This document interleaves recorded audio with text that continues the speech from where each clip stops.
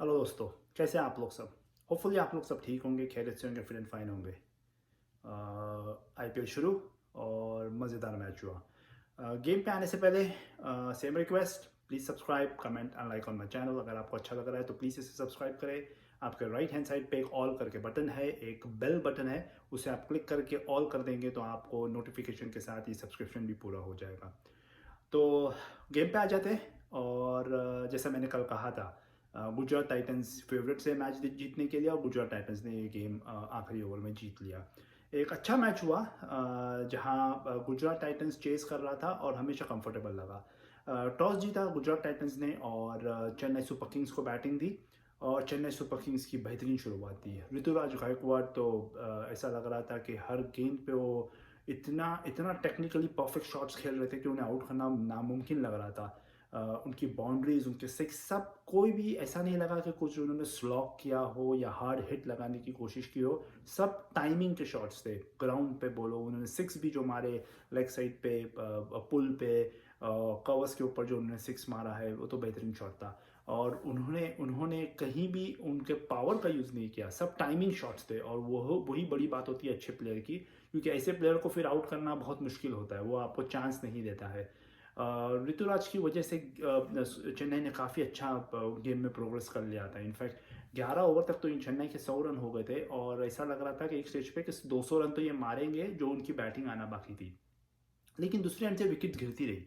Moin Ali out हुए, उन्होंने कुछ अच्छे शॉट्स मारे, एग्रेसिव खेले, लेकिन राशिद ने उन्हें आउट किया और फिर राशिद ने बेन स्टोक्स को आउट कर दिया। अब राशिद खान तो बड़े बॉलर है और अगेन उन्होंने आज प्रूव किया बेन स्टोक्स और मोइन अली का विकेट लेके।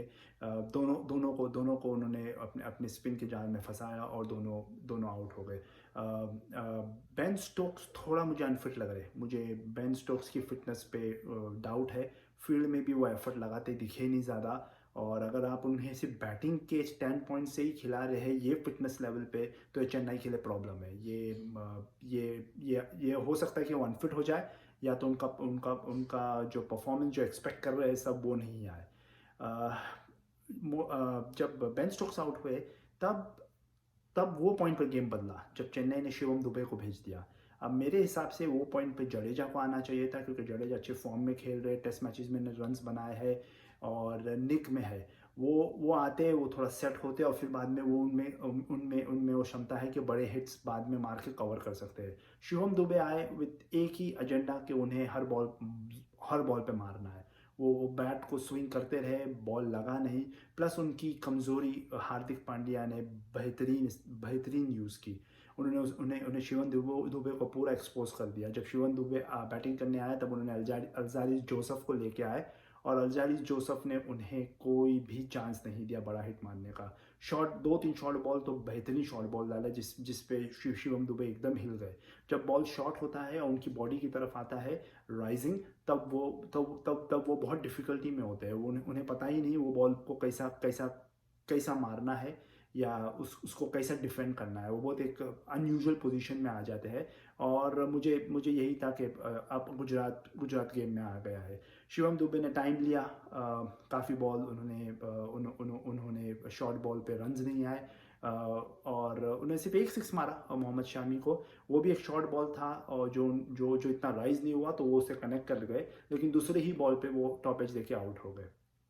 उसके बाद एम एस धोनी आए और एज एज एज टिपिकल उनका लास्ट ओवर में एक सिक्स तो बनता ही है। और वो ट्रेडिशन उन्होंने कंटिन्यू किया। उन्होंने जॉश लिटल को एक बेहतरीन सिक्स मारा, बाउंड्री मारा, और उन रनों की बदौलत चेन्नई 178 तक पहुंच गया। जो एक एक वक्त पे तो लग रहा था कि वो 200 मारेंगे। गुजरात ने बेहतरीन कमबैक किया। हार्दिक पांड्या की कैप्टनसी लाजवाब थी, specially between the 10th and the 20th over. उन्होंने जिस हिसाब से शिवम दुबे को शॉर्ट बॉल पे फंसाया, जिस हिसाब से राशिद खान का यूज़ किया initially against Moeen Ali and Ben Stokes, और फिर बाद में जब जब ऋतुराज गायकवाड़ ने भी जब ऋतुराज गायकवाड़ का भी हिट्स नहीं लगे, तब चेन्नई फंस गया। उन्होंने उन्होंने पिच को देखते हुए उन्होंने अपने बॉलर्स को बहुत अच्छा रोटेट किया। फील्ड प्लेसिंग बहुत अच्छी थी और इसके लिए वो मैंने पहले कहा था एक बेहतरीन कप्तान है। 178 पार स्कोर था ये पिच पे। ड्यू गिरना शुरू हुआ तब बॉल अच्छे से बैट पे आना शुरू हुआ और शुभमन गिल जब ओपनिंग करते हैं बहुत ही प्लेजेंट प्लेयर है वो तो, बेहतरीन। उन्होंने उन्होंने उनका एक शॉट तो मुझे हमेशा याद रहेगा। आज उन्होंने जडेजा को आगे निकल के कवर्स के ऊपर से सिक्स मारा। जडेजा की बॉल पे आगे चार्ज करके मारना बहुत डिफिकल्ट है, और यहाँ उन्होंने चार्ज ही नहीं किया, उन्होंने अपने आप को थोड़ा स्पेस दिया और कवर्स के ऊपर एक बेहतरीन सिक्स मारा। उन्होंने दोनों लेफ्ट आर्मर्स मिशेल सैंटनर और जडेजा को बेहतरीन खेला, बाउंड्रीज लगाते रहे, सिक्स लगाते रहे, और गुजरात पे कभी प्रेशर बनने नहीं दिया।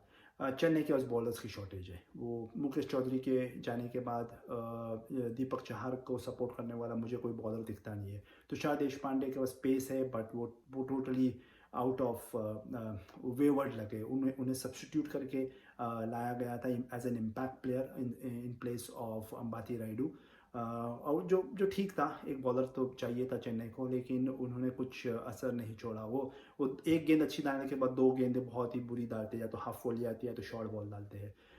राजवर्धन हंगरेकर वो मुझे थोड़ा इंप्रेसिव लगे, लेकिन अगेन उन्हें सीखना होगा कि 6 अच्छे बॉल डालने के बाद ही एक अच्छा ओवर डाला जा सकता है। 2 अच्छे बॉल डालने के बाद अगेन वो शॉर्ट बॉल डालते हैं, या तो वाइड डालते हैं, या तो नो बॉल फॉलो हो जाती है। थोड़ा प्रेशर भी दिखे, और होपफुली आगे की गेम्स में थोड़ा वो और अपने आप को अच्छा परफॉर्म करेंगे, क्योंकि एक अच्छे बॉलर दिखते हैं वो एक अच्छी फाइंड हो सकते हैं चेन्नई के लिए।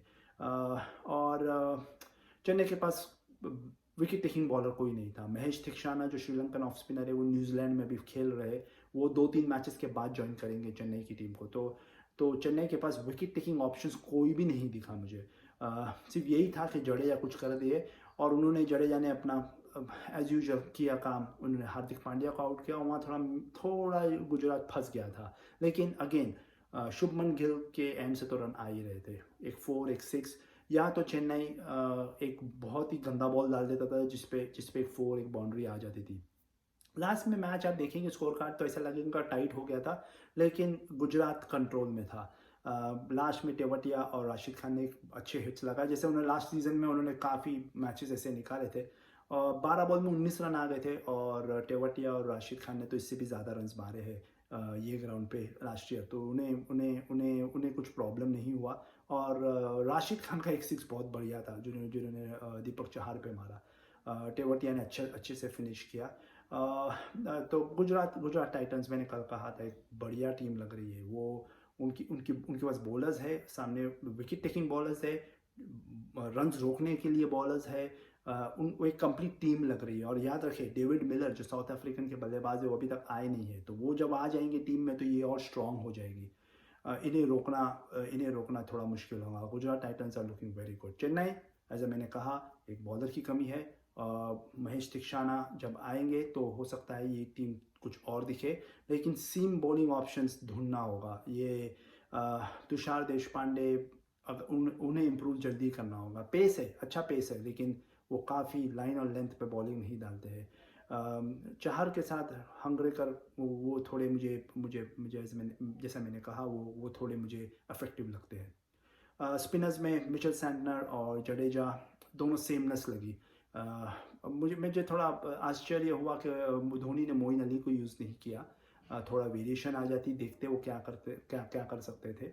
और बेन स्टोक्स का बॉलिंग नहीं डालना, ये बहुत बड़ा डिसएडवांटेज है चेन्नई को, क्योंकि उन्हें चेन्नई ने एक बहुत बड़े अमाउंट पे पिक किया है, और अगर वो बॉलिंग नहीं डाल रहे हैं तो प्रॉब्लम है। तो बेहतरीन गेम हुआ आज, और गुजरात टाइटंस 2 पॉइंट से ऊपर है अब चेन्नई को हराकर। और कल की 2 गेम है, एक है कोलकाता नाइट राइडर्स और पंजाब किंग्स इन मोहाली। उसका प्रेडिक्शन मेरे हिसाब से, ये दोनों सेम टीम लग रही है मुझे जब मैंने पेपर पे देखा, लेकिन मैं इस गेम में, क्योंकि कोलकाता नाइट राइडर्स के पास सभी प्लेयर्स, फॉरेन प्लेयर्स अवेलेबल है अभी, और पंजाब के पास जॉनी बेस्टो और लियम लिविंगस्टन नहीं है फिलहाल, तो ये थोड़ा एडवांटेज मैं कोलकाता को दूंगा, और मैं कोलकाता को फेवरेट्स मानता हूँ वो जीतने के लिए। और दूसरा गेम है लखनऊ और दिल्ली का, इन लखनऊ। अगेन दिल्ली के पास प्लेयर्स लगते हैं, दिल्ली की अच्छी टीम लगती है कंपेयर टू लखनऊ। काफ़ी अच्छे प्लेयर्स है, सब फॉरेन प्लेयर्स अवेलेबल है, और वहाँ मेन बैट्समैन जो है, याद रखना आप, KL राहुल, वो एकदम टोटली आउट ऑफ फॉर्म है। वो लास्ट ईयर उन्होंने काफ़ी रन बनाए थे, लेकिन जो फॉर्म के साथ वो जा रहे हैं T20 के इस IPL में, तो वो थोड़ा कंसर्निंग है। क्विंटन डिकॉक है उनके पास जो अभी फ़िलहाल उन्होंने सेंचुरी मारी थी वेस्ट इंडीज़ के अगेंस्ट, तो वो कुछ मैटर कर सकते हैं उधर। बट मुझे आप पूछेंगे क्विकली तो मैं प्रेडिक्ट करूँगा दिल्ली। तो मेरे 2 पिक रहेंगे कल के लिए, कोलकाता नाइट राइडर्स पहला गेम में जीतेगा और दिल्ली कैपिटल्स दूसरे गेम में जीतेगा। तो आज के लिए इतना ही दोस्तों। देखते रहिए आईपीएल, मैं भी देखता हूँ और अपडेट्स के साथ फिर मैं कल आऊँगा। तब तक के लिए आप अपना ध्यान रखें। मेरी तरफ से गुड बाय।